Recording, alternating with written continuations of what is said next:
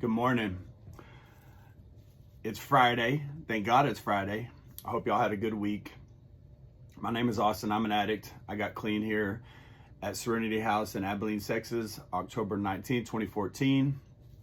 It's Friday, so we can wear our t-shirts, Whoever Stops the Fentanyl Crisis in America 2024. But let's be real, it's going to take more than just one person. It's going to take a bunch of us. And so, anyways, I wanted to get on here to read the Just for Today. October 4th, 30-Day Wonder. When we first begin to enjoy relief from our addiction, we run the risk of assuming control of our lives again. We forget the agony and pain that we have known. Many of us have been 30-day wonders. We were desperate and dying when we showed up at our first NA meeting. We identified with the addicts we met there and the message they shared.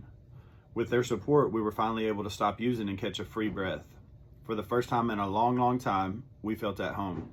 Overnight, our lives were transformed. We walked, talked, ate, drank, slept, and dreamed Narcotics Anonymous. Then, Narcotics Anonymous lost its novelty.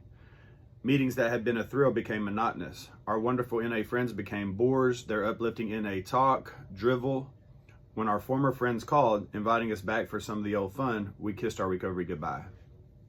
Sooner or later, we made our way back to the rooms of Narcotics Anonymous. Nothing had changed out there, we discovered. Not us, not our friends, not the drugs, not anything. If anything, it had gotten worse than ever. True NA meetings may not be a laugh riot, and our NA friends may not be spiritual giants. But there's a power in the meetings, a common bond among the members, a life to the program that we can't do without. Today, our recovery is more than just a fad, it's a way of life.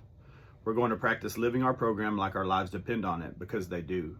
Just for today, I'm no 30-day wonder. The NA way is my way of life, and I'm here for the duration.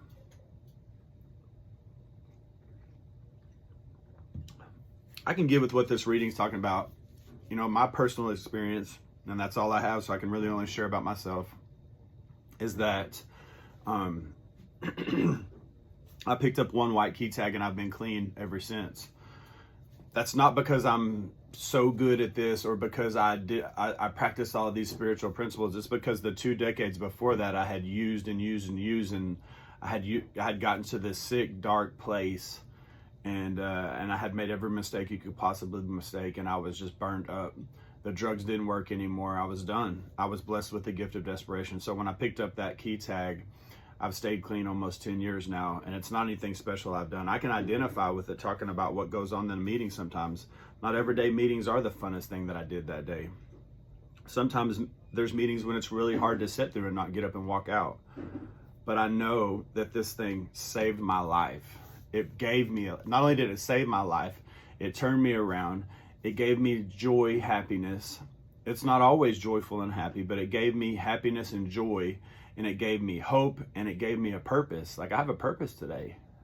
Amongst a lot of many other blessings, family, friends, jobs, a home, and I don't mean as much as the material part of the home, as we have a home where we eat dinner at the dinner table with my dogs running around. Like, we have a place where we sit on the couch, and my family experiences a home. That's one of the things I had dreamed for when I've been using. So, but the reality is, it's the hope and the purpose that Narcotics Anonymous gave me. And for somebody that had used like I did, that was from where I was from, that ran with the people I ran with, like, that was never, it might have been a hope, but it was never going to be a reality. And so I'm grateful for this program.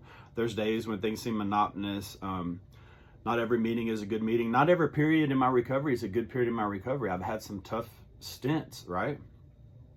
But I know I know without a doubt that I would have nothing today, and I would be somewhere wishing I was somewhere else doing something else, probably with a needle in my arm. So I'm really grateful for this way of life.